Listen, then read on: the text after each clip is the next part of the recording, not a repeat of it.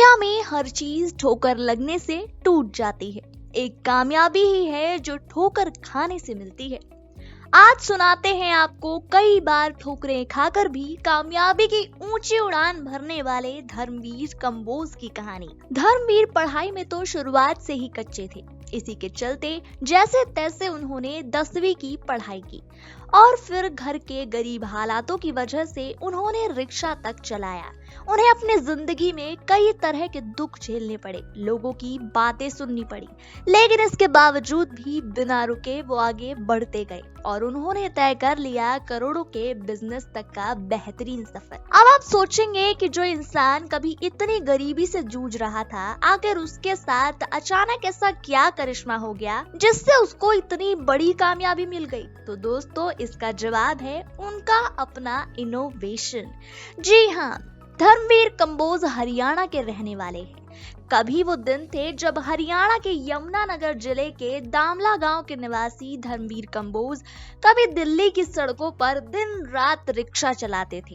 इनको मिलाकर ये 5 भाई बहन हैं। इनके पिताजी आटा चक्की का काम किया करते थे। परिवार बड़ा था और आर्थिक समस्याओं ने इनके परिवार को घेर लिया था। तो ऐसे में वो अपने परिवार की मदद के लिए पैसे कमाने का कोई ना कोई रास्ता जरूर निकाल लिया करते थे। बचपन से ही धर्मवीर काफी शरारती थे। वो स्कूल छोड़कर अपने दोस्तों के साथ खेलने निकल जाते थे और गायों का दूध निकालकर खेतों के बीच में जाकर उसकी मिठाइयाँ बनाकर खाया करते थे। दूध के अंदर से निकलते हुए धुएं को देखकर किसान जान गए कि बच्चे दूध चुराते हैं और ये कारनामे करते हैं। ये उनका किया हुआ पहला आविष्कार था। उन्होंने अपना दिमाग लगाकर एक ऐसा चूल्हा बनाया जिससे काम भी हो रहा था और उससे धुआं भी नहीं निकल रहा था ना यह अनोखा आविष्कार। इसके बाद वो अपने पिताजी की आटा चक्की में मदद कर दिया करते थे और वो जगह जगह आटा बेचने के लिए भी जाया करते थे। ऐसा करके कुछ पैसे उनके पास भी बच जाते थे, जिनका इस्तेमाल करके उन्होंने कुछ हीटर बनाए और फिर उनको गांव में जाकर बेचना शुरू किया, जिससे उनकी कमाई भी हो जाती थी। इसके बाद उन्होंने 3 बार फेल होने के बाद 10वीं भी पूरी कर ली।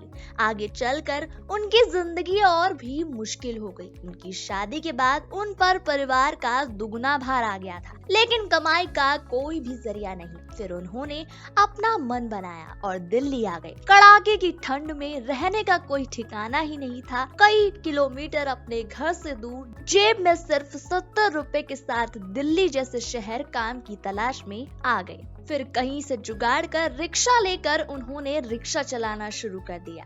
जिंदगी धीरे धीरे नॉर्मल हो ही रही थी कि अचानक रिक्शा चलाते हुए उनका एक्सीडेंट हो गया।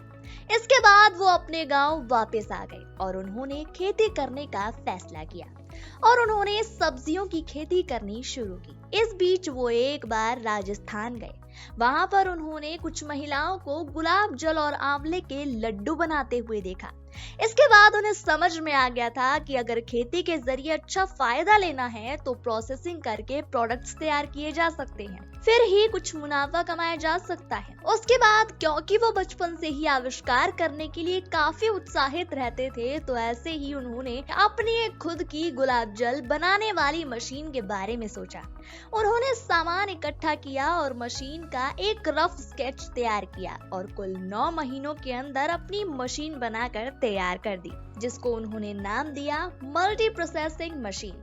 ऐसा इसलिए क्योंकि उन्होंने एक ऐसी मशीन तैयार की थी जिसके जरिए आप सिर्फ गुलाब जल ही नहीं बल्कि आंवला, नारियल तेल के साथ तुलसी जैसी कई चीजों को प्रोसेसिंग करके प्रोडक्ट्स तैयार कर सकते हैं। फिर क्या था, धर्मवीर ने अपनी बनाई इस मशीन का खूब फायदा उठाया। वो जो भी फल या सब्जी उगाते, उनका वो तेल, जूस और कैंडी बनाकर बेचने लगे, जिससे उन्हें काफी कमाई होने लगी।